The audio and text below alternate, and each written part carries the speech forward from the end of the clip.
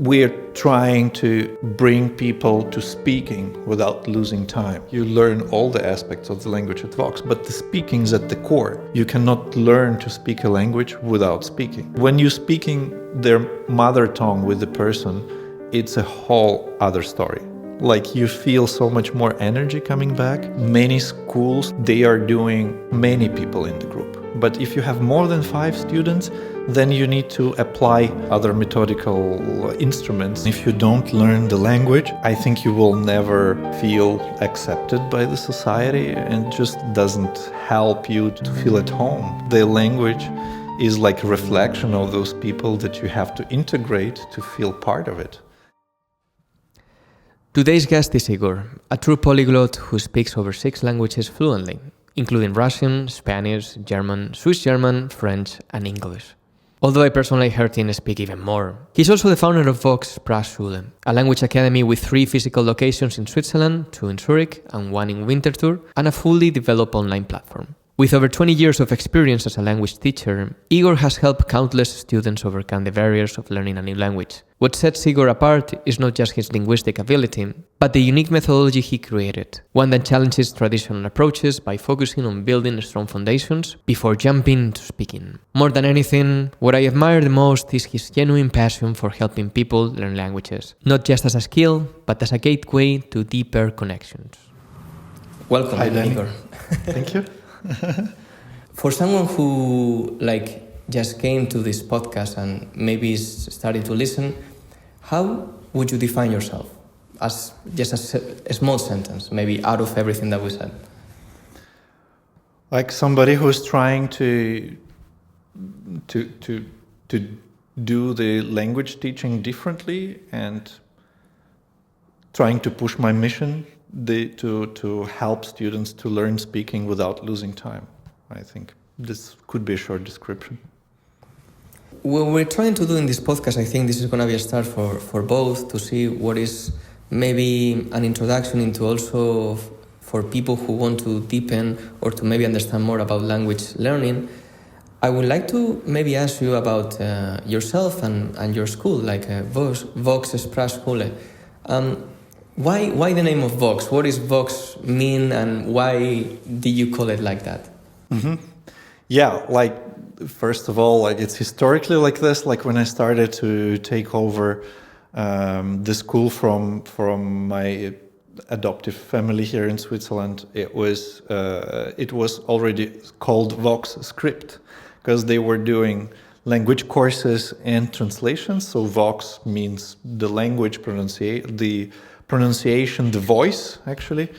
And script is the writing, right? But as I was not doing translations and I took over the school, I left it with Vox Sprachschule.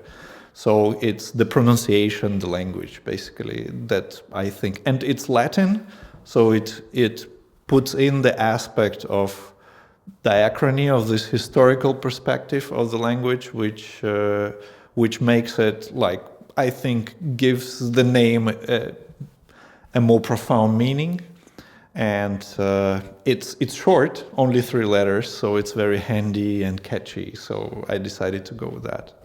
I think in our conversation before you mentioned that is like a very good question. Maybe you asked people what is the Vox? What means voice for other people?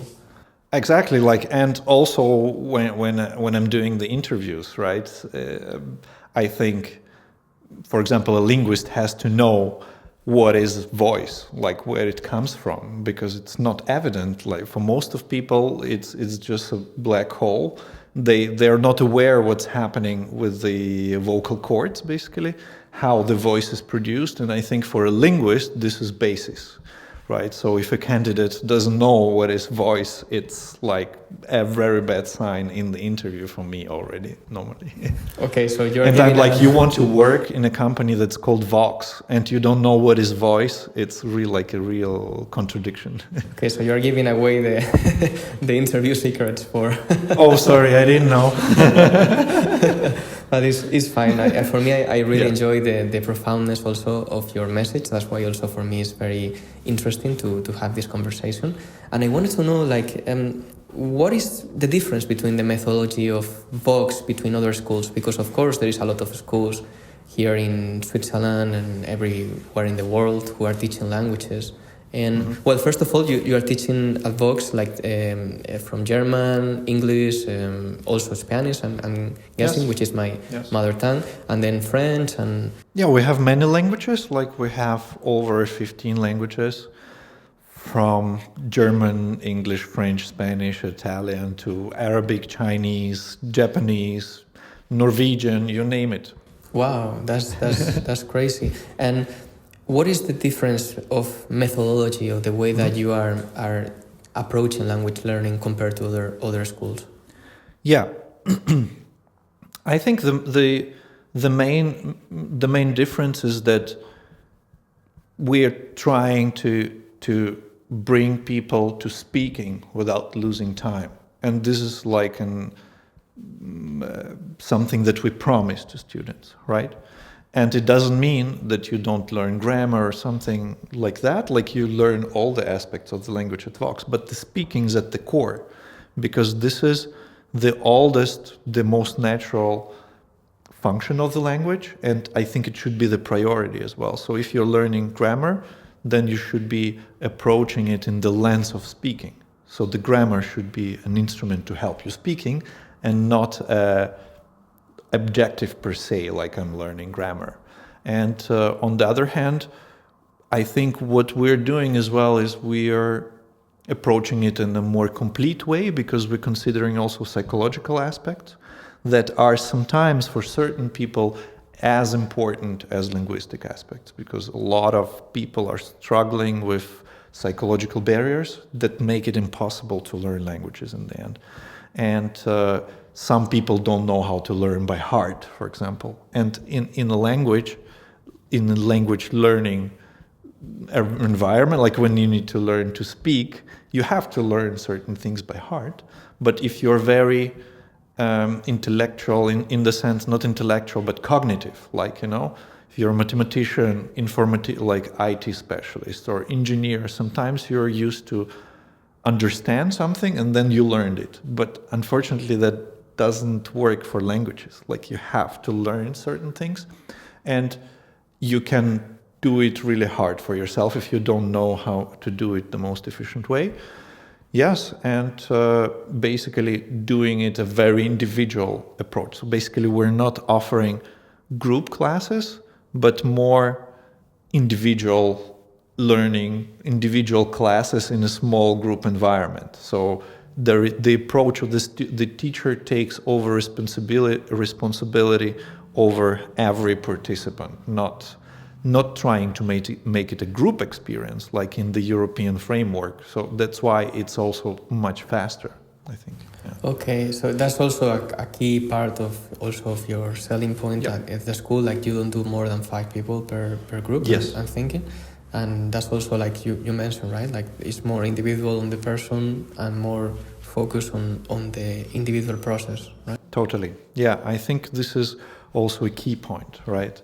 And many schools, like our competitors, they are doing, for economical reasons, right? They need to have many people in the group. But if you have more than 5 students, then you need to apply other methodical functions, other methodical instruments. So you have to rely on groups, and then the student doesn't get an immediate feedback. So the teacher cannot take full responsibility over your actions as a student, let's say, cannot supervise you all the time, and you don't get enough speaking time.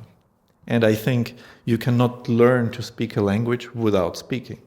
And this is the reality of today's language schools. They just put you in a didactical concept where you don't have many possibilities to speak, to be active, and therefore you cannot train the connection between your brain and the articulatory muscles.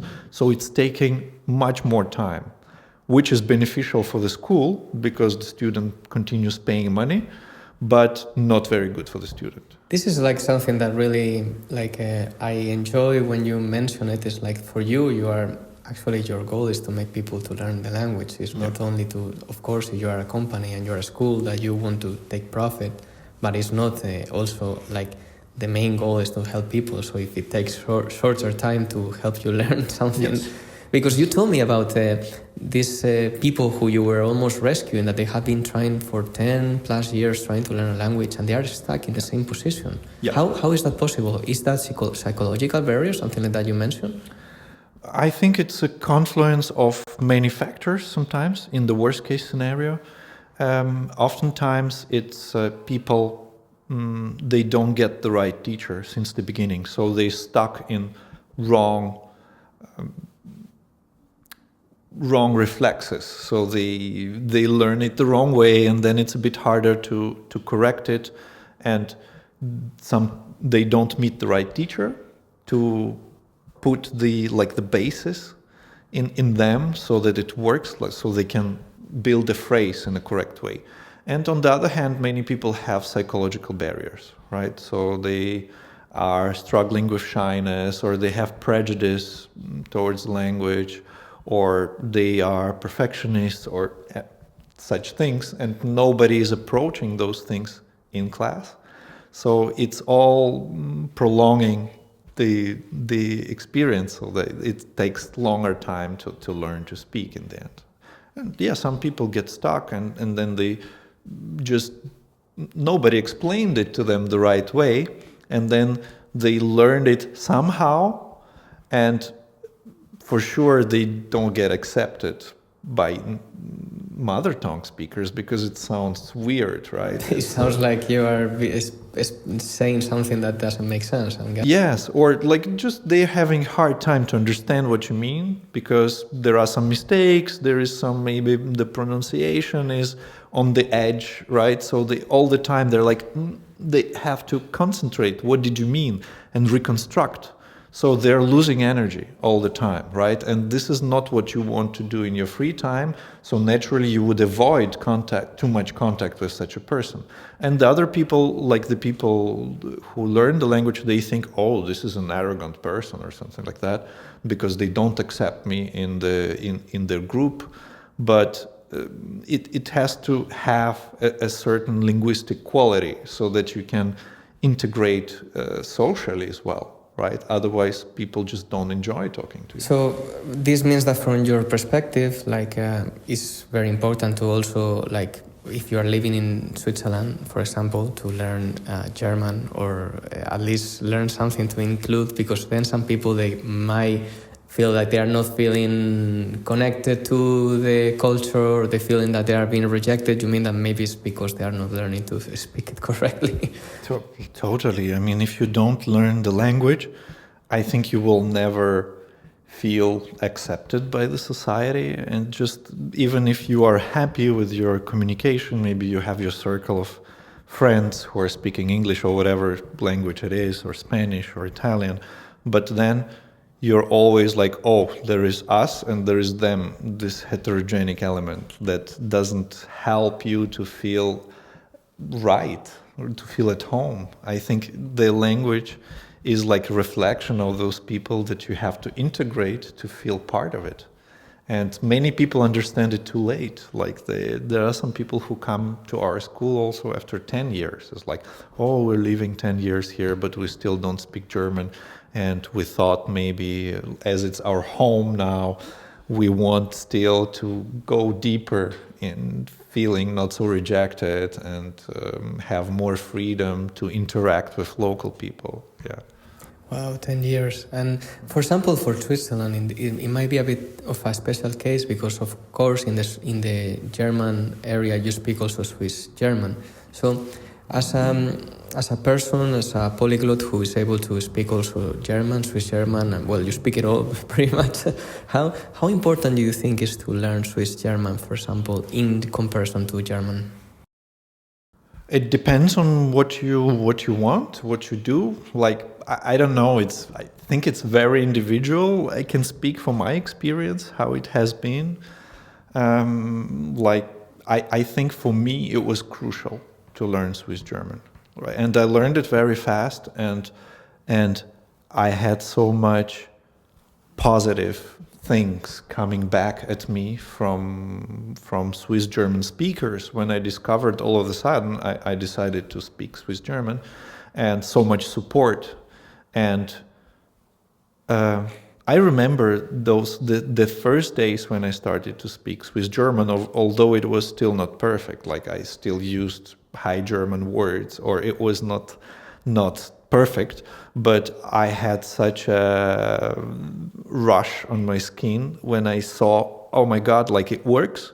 And when you're speaking their mother tongue with the person, it's a whole other story. Like you feel so much more energy coming back, and this is worth pursuing, I think, personally. And then if you're managing your effort, your time, your investment, basically then High German is totally okay, right? But if you want to have fun with local people, obviously Swiss German could help with that. Yeah, I said for a good comparison, I think for people like even if you might speak another language like perfectly, your mother tongue is the one that you emotionally are connected the most. So if you are in Switzerland, the German side, and everyone speaks Swiss German, and you're learning German, it might not be as fun, but it's still like maybe another for job opportunities or maybe something. Totally. I mean, you will probably, if you work in a Swiss German company or in a company where there are Swiss Germans, they will never talk German with each other. So when you will be there, they will speak Swiss German, and then they will ask you, do I understand? And then if you will say, no, I don't, then they will switch to German, but it will be a barrier.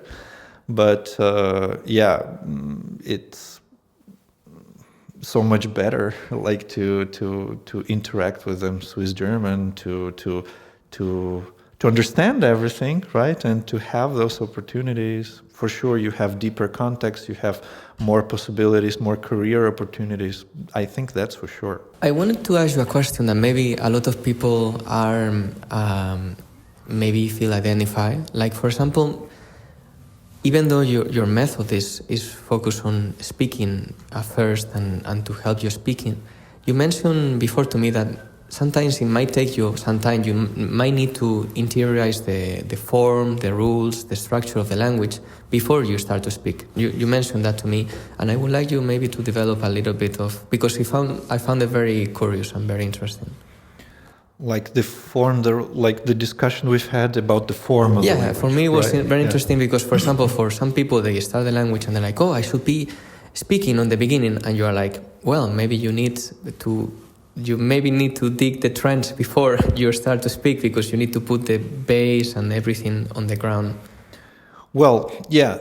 I mean, if you start improvising on yourself since the beginning, then you're sort of building the foundation yourself, right? It's a kind of like if you would be building a house and then you try to build the base yourself, right? Obviously, if you're not qualified, it's going to be hard, and it's maybe not going to be that quality. You might hit a rock, or you might not hit it. Yes, and then anyway, you continue, even with a professional help, like with a language school, language teacher, your house might be not on a strong foundation. So obviously you want to start to build a phrase, right? This is the ultimate goal. You have to build a correct phrase, right? So there is a structure, like a basic structure that you have to learn about, how the verb is interacting with other members of the phrase, basically what are declensions, for sure. You can start speaking. I think, like in that context that we discussed, is also very important, I think, to concentrate on the form first before you concentrate on the sense. I think this is a very nice tip, right? Because once you have the form, how the words sound, but you don't yet understand what it means, it's a whole different story than the other way around, right? When you get the meaning, but you still struggle with how to pronounce it, how to, like, in which context is it used, which phrases. So yeah. By the meaning and the form, you mean the maybe you say something but it's not correct, and people might hear it in, okay, he's making a mistake when he's saying it. And by form, you mean the proper way to articulate a sentence, Yes, right? to pronounce it, basically. The pronunciation, the melody of the word, the melody of the sentence, and the pronunciation, basically what's happening in your mouth to pronounce this word or this sentence. And for certain languages, it's like crucial. Like if you don't understand in French how the phrastic accentuation works, it will never sound natural, right? It will always be something weird, right? So you have to understand how accentuation works in a French sentence. So this is form. And one word per se, if you learn it a very intellectual way from reading, right, you think you understood the reading rules, but in reality, it's slightly different and nobody's saying it like that, right? So, and as you repeated it maybe or read it many times, you have the form that is slightly not the natural form, and it will cause you to struggle because people will like, you mean this? And It's not exactly that, right? That brings what you mean, that the resistance for people, they need to understand you and they need to think a little bit. And frustration for you because you think you learned it the right way, but it's actually something totally different, right? So it's detached from the norm. This concept of the norm is basically you can have all the puzzle pieces that are correct, like all the words, but you still don't know how to put them together and if they can be used together at all. So this is the norm of the language that is responsible for that. And you're getting it when you are sort of concentrating on exactly this aspect, right? Yeah, on the form of the language. Okay, so now I think it might be interesting to learn a little bit more about you, because I think, at least for myself, I mean, we've known each other for almost 2 years already since we started talking, and I consider yourself to be a very interesting person, and also you have learned, and also very humble, but... Very likewise. Thank you. But I think as your experience as a polyglot, because you definitely, like, the way you speak the languages, you feel when you speak something, and I even saw you like speaking languages that maybe you don't consider yourself to speak, like maybe, for example, I don't know, you will tell us now, but for you as your experience as a polyglot, what has been the hardest language you have learned and why? Yes. Well, as a teacher, I'm trying always to put myself in the framework that does not make that distinction, right? Because out of a simple thought that languages are perfect instruments that are made like by nature, so that any child can learn them. So, in principle, they are all the same hard. They cannot be like harder for certain children, or like certain children are more intelligent and others are not. So basically, in principle, it doesn't make sense to talk about the language in this way, right? Because language is an instrument. It's not something like, it's not a physical object or not a art of work that should be difficult to resolve or to solve something out, or we should not judge it with the same categories as in physical world.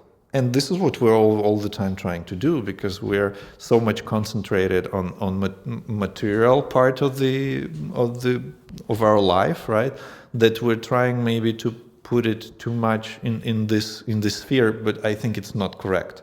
It's much more healthy to look at it as an instrument, right? If you have a screwdriver, doesn't matter if it's red or yellow or slightly like bigger or smaller, if it fulfills its function, it's perfect, it's wonderful. And this is how I feel about the languages normally. Like, that's why I find them all beautiful.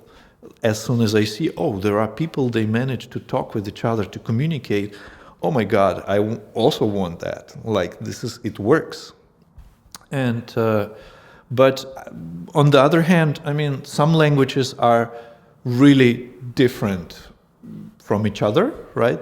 And if you are growing up in a certain culture, then and you are used to at certain moment to learn intellectually, right? So you need to understand, you want to understand the system. You don't just learn like kids, like in a very imitative way, but you taking the systemic aspect of the language, right? So there are languages that are totally different. Like I had, I think, half a year of Arabic at the university, and this is something different. I mean, the writing, the how the language is. Yeah, my professor used to say, first 20 years it's hard, and then it's really easy. First 20 years of Arabic is hard. Yes.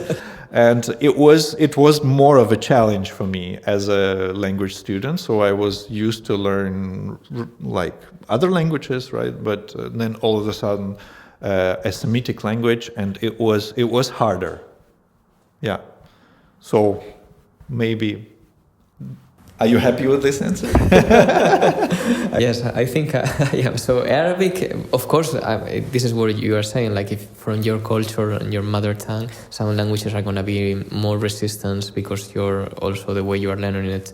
It might differ to the way that you have been growing up or something like that, right? Yeah, I mean, yeah. But it's totally individual. I mean, somebody who is speaking a Semitic language that is not Arabic might have less difficulty learning Arabic, so that's not a problem, right?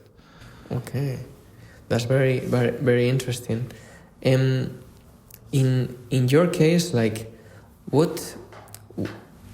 how did you fall in love with language learning? What was the point that made you start as a teacher? And also, it would be nice maybe to, like, how do you came to this point, like, to say, okay, how you decide to, okay, I'm gonna create a school and I'm gonna have a school to help other people in that way. What has been your progress in that way? Yes, I think it started with my story when I came to Switzerland. Yeah, right, like 25 years ago, and so I it's by chance that I landed in a Swiss gymnasium, right, in a high school, and all of a sudden I had to learn many languages. And yeah, I think I had if we think back, when I was in the second grade, I think, yeah, I was in the second grade, I started to have English at school in Russia when I lived there, in my country where I was born. And my grandma said, like, it cannot be, like, let's help you out with that, and she sent me in a course in an English course with adults. But basically what we're doing now at Vox, I think maybe the foundation was already created there for that, and so I learned there as a kid, as a 7-8-year-old kid. I learned with adults, and they didn't adapt the method to me. So I had to fulfill all the things that they had to fulfill. And it worked out. And since basically the second grade, I was always had best notes in English. And I took it from there. I had an ease in learning that. And then when it was clear that I come into Switzerland, I went to a language course in German. So before I came to Switzerland, maybe I learned something like 4-6 months of German in an intensive course, right? And I had a very good teacher. I was very lucky to have, I think, one of the best teachers I could have had, and parts of his heritage are also in my method, I think. So, and when I came to Switzerland, it was an easy game for me. Like, it was not very spoken, but I laid out a foundation of the language in a very operational way, so that I could use it as soon as I had the possibility, let's say it like this. And then I had enough practice here in Switzerland with my neighbor. I was speaking a lot, and on the street with like my mother friends, and then I came to the gymnasium. I already spoke enough to be able to start it, and for sure I had to to learn still a lot, right? And I took also Latin as my major, and then French, and then I took also Spanish as a second language acquisition. Yeah, so many languages, and French I also had like not very much, maybe a little course like once a week during half a year or something like that. So had to learn that as well, but it worked out really fast for me, right? And here I think the first thing, the thought that came to my mind, I started to speak Swiss German after half a year. I learned German quite well, and I think after half a year, something like that, I started to speak French as well. But my classmates, they couldn't do that, and sometimes they also openly hated French.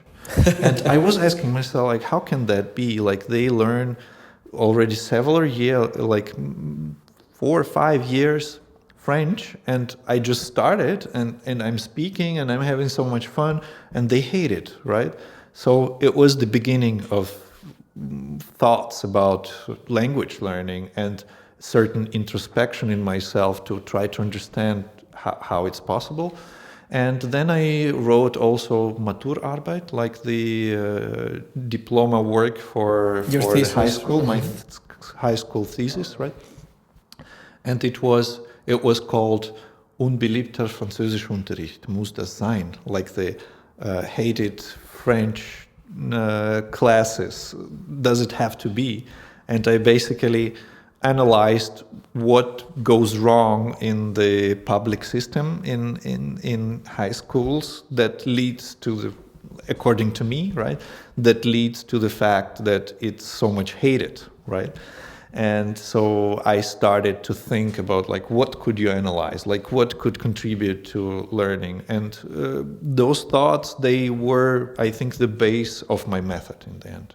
Then I deepened it in my work experience, in my studies, etc. So I was always working in that perspective, let's say, right?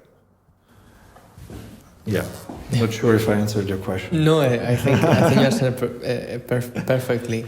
I want to put a little bit of insight.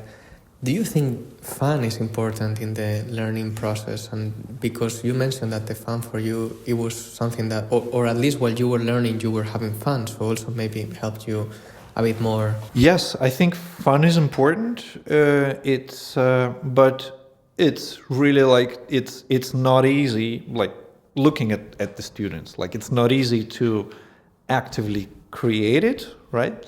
I think it's important to create a framework that allows you to have fun and to relax. I think it's also very much depending on your motivation. Sure, if you have a strong external motivation that puts too much pressure on you, and additionally to that, you have some didactical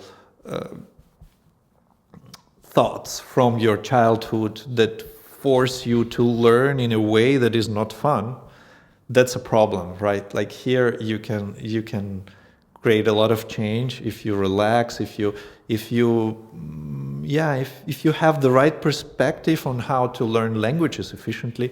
And I think this is what the method, the Vox method, is about, is like not only to learn German efficiently, but it's like when you're going through that process, you learn also how to learn languages efficiently in general, like what to look on, what to like, how to think about learning languages so that it's not such a how to say that, like such a intense experience, right? So that you can relax, so that you intense, not tense. It can be intense, but not tense. Totally. And the difference is very subtle, right? So you have to have the right mindset. And if you trust, you have to trust the process. Trust the process, right? Trust the teacher, trust the process. And this is where also many people struggle with, because they had so many bad experiences. So they're hopeless sometimes. So it can be like a trained cat that has been always like, you know, this analogy that this cat is always running away from everyone because everyone was trying to hurt him. And then when it comes to maybe the right home and the right person who's going to take care of the cat just runs away because he's been so used to being that. Yeah. So maybe that's also what you describe in language learning.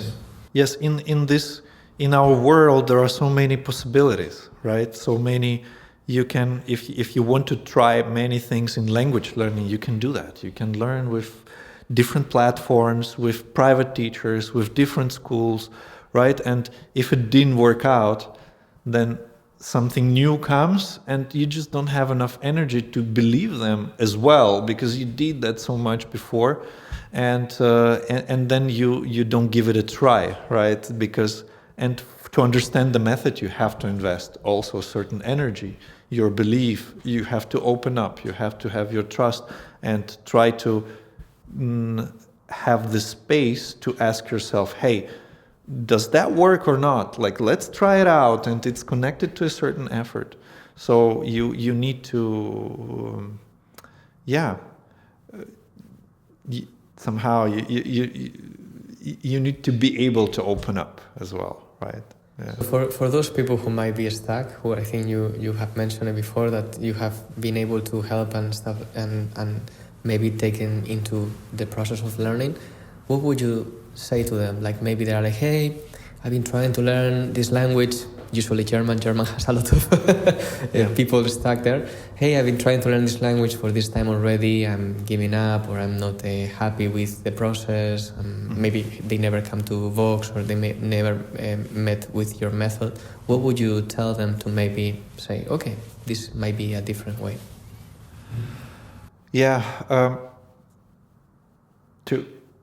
If they get stuck, I mean, the most difficult thing about German are the declensions. Like if you are making mistake, or like if you feel it's difficult, you have a problem with declensions, right? Because this is at the core of the German language. If you learn declensions the right way, then your whole base, your whole foundation starts to work. If it doesn't work, it will never work out because you're gonna do mistakes in every sentence. So concentrate on the declensions the right way, right? So learn the functions, learn the articles, the definite articles that belong to it, and then it starts to be easier. I think this is, when people say German is so difficult, it's actually they're talking about this, declensions. And it's not so difficult. I mean, there is no rocket science in it. You just have to have the right approach to learn it, so that it programs your subconsciousness so that you don't have to think about it, right? And many people struggle with that, and also many teachers struggle with that. And that's the problem. Like, many teachers don't know how to teach declensions, and then they teach the language. And they learned it themselves subconsciously if it's their mother tongue, and then they didn't learn it in their studies. And there are many people who learned some other profession in the beginning, and then they try to change jobs, right? And they have some didactic course, and they apply to schools and go to teach as a language teacher, but they didn't understand the system like on university level from the linguistic side, right? So they cannot explain it very efficiently, so they can just refer to the book or try to explain it the school way, but it's not what works very well, right? I think this is maybe the only topic that needs in-depth knowledge to be able to integrate it in the head of the student in a way that they feel happy about it.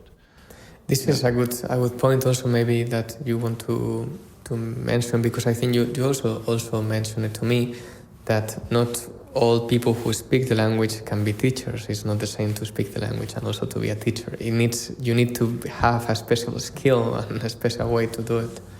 Yes, I think this is how I feel it, at least. I mean, there are different aspects of teaching for sure. I mean, a teacher can be also motivating, right?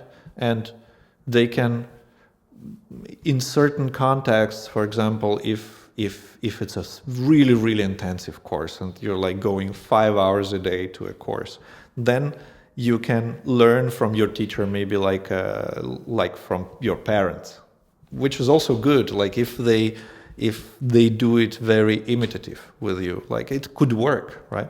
But if you don't have time, if the course goes fast, you're coming 2-3 times a week, then you have to have another approach, right? You have to have this systematic approach, and this just saves time. I think this is the key point. It's just like you can save so much time. Okay, so I think it has been very valuable information, and I think we have covered a bit of a general perspective. And then in the future podcast, I mean, we will be covering a bit more in detail certain different topics, different languages, and I think also people might be interested in maybe knowing a little bit more of your story, or a bit more of the details of the teaching methods and stuff in that direction. Yeah, I'd love to do that. I think every aspect we talked about today, I mean, it's very interesting, and you could go more into depth if somebody is interested into going into depth of understanding. Sometimes it's also very useful to get more motivation into learning. So if I can help with that, that would be amazing. Yeah. I mean, I'm definitely interested, so I would ask you that so question. At least one, that's good. At least only takes one student. Okay, so I think as a summary for this, I would like you to maybe say, what are for someone who is looking for language learning, what are the key takeaways for taking it to maybe from starting to getting to a more advanced level? What are the most takeaways that you will see? Yeah. So start the language by learning one sentence like a mother tongue speaker. Just like take some mother tongue speaker, take one sentence that you like, whatever you want to learn, like maybe something that you would be happy to say, right, to present, and just make an audio recording and just spend a couple of hours learning the intonation, the pronunciation exactly like they say it. I think this is the best jump start in a language, in learning a language that you can have, right? And then concentrate on pronunciation. I think pronunciation is one of the most important factors that contribute to you learning fast, to have fun in the process, and to kind of feel at home with the language. And what would be the key mistake that you would recommend not to someone who's learning a language? Not to speak, yeah, because like this is it's like learning to play the guitar. You cannot play the guitar without playing the guitar. You cannot just listen to the guitar music and then you're playing the guitar. Not possible. Same for the language. And many learning environments, like those apps or some language schools, they are putting you in the situation where you don't have the possibility to speak. And this is like a total waste of time, because you can profit, you have to profit from your mistakes. This is maybe also one very important takeaway. Like, gather your mistakes if they were precious, like I don't know, the precious stones or your jewelry, or like this is the more you collect of them, the more you fix, the closer you are to your success. Because we normally don't do a lot of them, but they are very persistent and they're disrupting a lot. So the more you can learn from your mistakes, the better it is. There are many more things, but those couple of things are really easy to implement, I think. I would say that learning a sentence this is how I did it. I also did it in German, but it's still this is great. This is great. And it's not so easy. I mean, maybe you have to get feedback, right? So, and try to tune it in a way, but be consistent and really like invest time into doing it in a way that when you pronounce it, people are like, wow, you're speaking the language. But no, you don't speak the language. You just learned one sentence, right? No, only one sentence of the language. Exactly. But it's a good starting point. Exactly. That's a very good takeaway. Well, I think the time has come to an end. Thanks a lot, Igor, for your insights and for your valuable time. And yes, if people are interested in learning more, we are going to leave some links in the description. Mm-hmm. Also a special discount for people who want to learn through your method and through your school. They can do it physically in Zurich and also Winterthur. Yep. And also they can do it online through the online teaching courses and teaching process. Yes, wonderful. Thank you so much for inviting me and for this talk. Yeah, hope it was useful, and would be happy to assist anyone. For those interested in learning languages with Vox, we're having a special discount for only people watching this video. You can check more information down in the description.